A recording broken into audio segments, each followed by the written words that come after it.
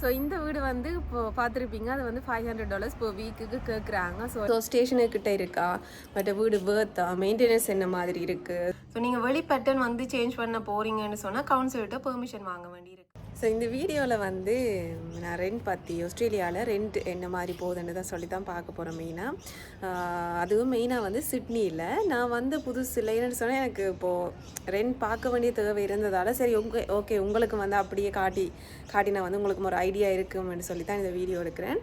So நாங்கள் வந்து புதுசில் பார்த்தீங்கன்னு சொன்னால் கொஞ்சம் பரவாயில்லாமல் தான் போச்சுது ரெண்ட் எல்லாம். இப்போது ஒரு 250 மாதிரி எல்லாம் எடுக்கக்கூடிய மாதிரி இருந்துச்சு எங்களுக்கு. அப்புறம் நாங்கள் ரெண்ட் அந்த புதுசுக்கு ரெண்ட் எடுத்து போகிறதெல்லாம் சரியான கஷ்டமாக இருக்குது. இங்கே வந்து எங்களோட ஊர் மாதிரி இல்லை. சரியான அந்த என்னடா இப்போது ரெண்ட்டுக்கு எடுக்கிறதெல்லாம் ஒரு ஏஜென்ட் மூலமாக போய் தான் நீங்கள் எடுக்க வேண்டி இருக்கும்.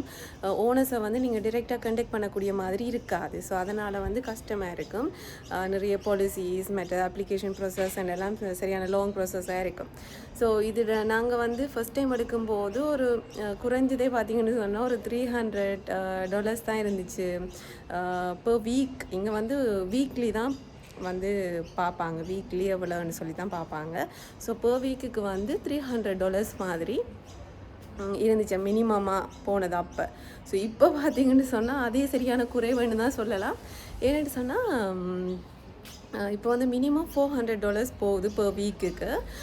அதுவும் வந்து ஸ்டூடியோ பெட்ரூம் அப்படின்னு சொல்லி பார்த்தீங்கன்னு சொன்னால் ஒரு ரூம் இருக்கும், அதோட வந்து ஒரு ஹால், மற்றது வந்து ஒரு கிச்சன் மாதிரி இருக்கும். ஸோ அப்படி எடுக்கிறீங்கன்னு சொன்னாலே உங்களுக்கு இங்கே குறைஞ்சது ஒரு கிழமைக்கு $400 உங்களுக்கு தேவைப்படும். ஆனால் இப்போது 2 bedrooms பார்த்தீங்கன்னு சொன்னால் அதை விட கூட போகுது. ஸோ ஒரு 600 மாதிரியாவது வேணும். ஸோ ஓகே, நான் ரீசெண்டாக வந்து இப்போ செக் பண்ணி கொண்டிருக்கும்போது தான் எனக்கு விளங்கிச்சுது ஒரு சீப்பான ஒரு ஒன்று அம்பிட்ட மாதிரி ஒரு தோணிச்சுது. ஏன்னா $500 போகுது per வீக்குக்கு 2 bedrooms. அந்த ஃபோட்டோஸ் எல்லாம் பார்க்க நல்லா தான் இருந்துச்சு. ஸோ ஓகே, நாங்களும் பார்க்க உங்களுக்கும் அப்படியே அந்த வீடியோவை காட்டுவோம்னு சொல்லி தான் இந்த வீடியோ எடுக்கிறேன். மற்றது இங்கே வந்து ரெண்ட் சிஸ்டம் சரியான வித்தியாசம். இப்போது நான் முதலே சொன்ன மாதிரி ஏஜென்ட் மூலமாக தான் நீங்கள் போக வேண்டி இருக்கும். இப்போது ஓனர்ஸை வந்து நீங்கள் பார்க்க இயலாது. அப்போ வந்து இப்போது இன்ஸ்பெக்ஷன் டைம்னு சொல்லி போடுவாங்க. இப்போ நீங்கள் ஆப்பில் வந்து செக் பண்ணுறீங்கன்னு சொல்லி சொன்னால் என்ன மாதிரி இன்ஸ்பெக்ஷன் டைம் நீங்கள் என்ன டைமில் வந்து பார்க்கக்கூடிய மாதிரி இருக்குமென்னு சொல்லி அந்த ஆப்பில் வந்து உங்களுக்கு போட்டிருப்பாங்க. அந்த ஆப்பில் வந்து ஒரு குறிப்பிட்ட நேரம் தான் தருவாங்க. அதுவும் ஒரு இப்போ கிழமைனால தான் கூடுதலாக போடுவாங்க. இப்போ நீங்கள் யூனிவர்சிட்டி போகிறீங்க இல்லை ஒர்க் பண்ணுறீங்கன்னு சொன்னால் சரியான கஷ்டமாக இருக்கும். ஸோ இன்றைக்கு வந்து சாட்டர்டே போட்டிருந்தாங்க. சரி ஓகே, அதை பார்ப்போமேன் அப்படின்னு சொல்லி நாங்கள் இன்ஸ்பெக்ஷனுக்கு ரிக்வெஸ்ட் பண்ணி ஸோ விடிய 9 மணி தந்துருந்தாங்க.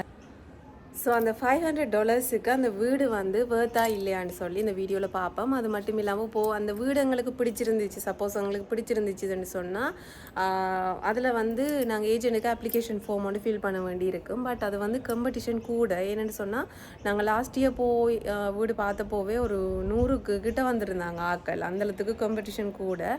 ஸோ இப்போ எத்தனை பேர் வராங்கன்னு சொல்லியும் தெரியலை. மற்றது வந்து அவங்களும் இப்போ அவங்களுக்கு பிடிச்சிருந்தா அப்ளை பண்ணுவாங்க. ஸோ அதிலேருந்து ஏஜென்ட் மாதிரி வந்து என்ன செய்வாங்கன்னா அதில் வந்து இப்போ உங்களோட டீட்டெயில்ஸ் எல்லாம் கேட்பாங்க. நீங்கள் ஒர்க் பண்ணுறீங்க இல்லை படிக்கிறீங்க அப்படி சொன்னால் அந்த டீட்டெயில்ஸ், மற்றது நீங்கள் ஒர்க் பண்ணுற கம்பெனியில் அவங்களோட எம்ப்ளாயிட்ட டீட்டெயில்ஸ் வந்து கேட்பாங்க. மற்றது வந்து நீங்கள் இப்போ வந்து ரெண்ட்டுக்கு இருக்கிறீங்கன்னு சொன்னால் அந்த ஏஜென்ட் இது கொடுக்க வேண்டியிருக்கும், டீட்டெயில்ஸ் கொடுக்க வேண்டியிருக்கும். ரிலேட்டிவ்ஸோட இருக்கிறீங்கன்னா ரிலேட்டிவ்ஸோட டீட்டெயில்ஸ் கொடுக்க வேண்டியிருக்கும்.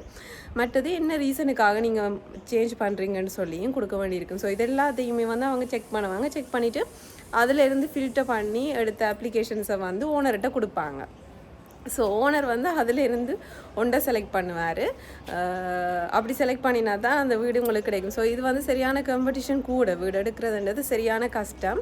ஸோ ஃபஸ்ட்டுக்கு இப்போ போய் பார்ப்போம் அந்த வீடு என்ன மாதிரி. இப்போது மற்றது பார்க்கும்போது நாங்கள் நிறைய இதை கன்சிடர் பண்ணணும். ஸ்டேஷனுக்கு கிட்டே இருக்கா, இப்போ கார் வச்சுருக்கிறீங்கன்னா ஓகே, எங்கேயும் பிரச்சனை இல்லை. பட் ஸ்டேஷனுக்கு கிட்டே இருந்துச்சுன்னா உங்களுக்கு ஈஸியாக இருக்கும், போக்குவரத்து எல்லாம் ஈஸியாக இருக்கும்.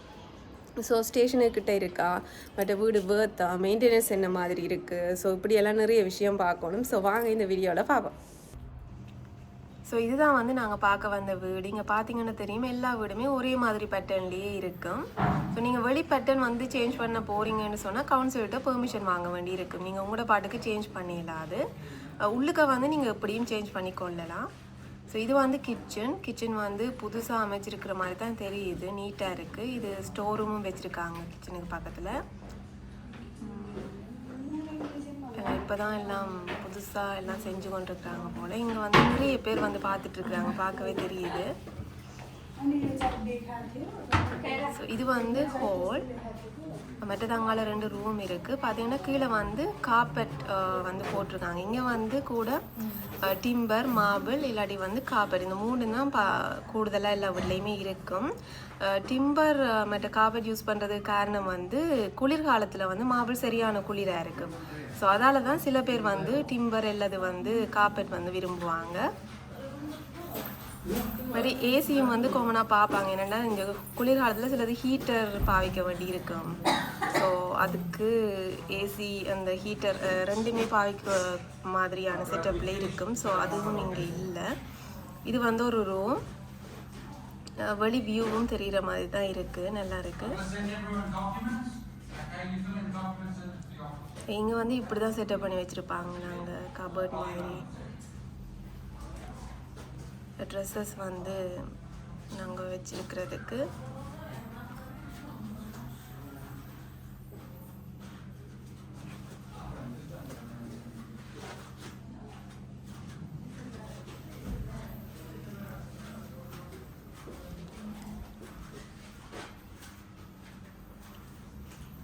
நிறைய நேரமும் பார்க்க தர மாட்டாங்க. என்னென்னா இப்போ கொஞ்சம் பேரை தான் உள்ளுக்க விட்டுருக்குறாங்க.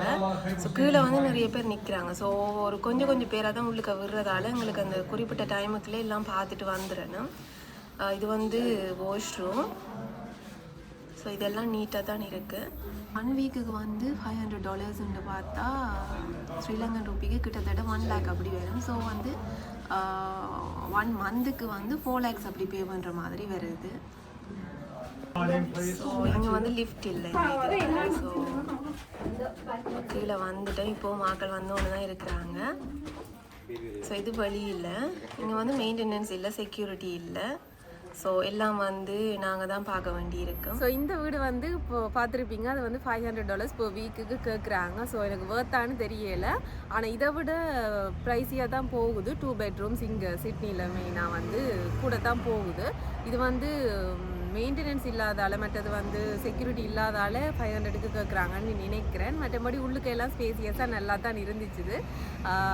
மற்றது வந்து ஸ்டேஷனுக்கு கிட்டே இருக்குது. நாங்கள் பார்க்க ஸ்டேஷனுக்கு கிட்டே இருக்கான்னு பார்க்கத்தானே வேணும். அது வந்து ஒரு 10 minutes டிஸ்டன்ஸ் மாதிரி வரும். ஸோ உங்களுக்கு என்ன மாதிரி தோணுது? இது வந்து வேர்த்தானதா இல்லையான்னு சொல்லி கமெண்ட்டில் போடுங்க.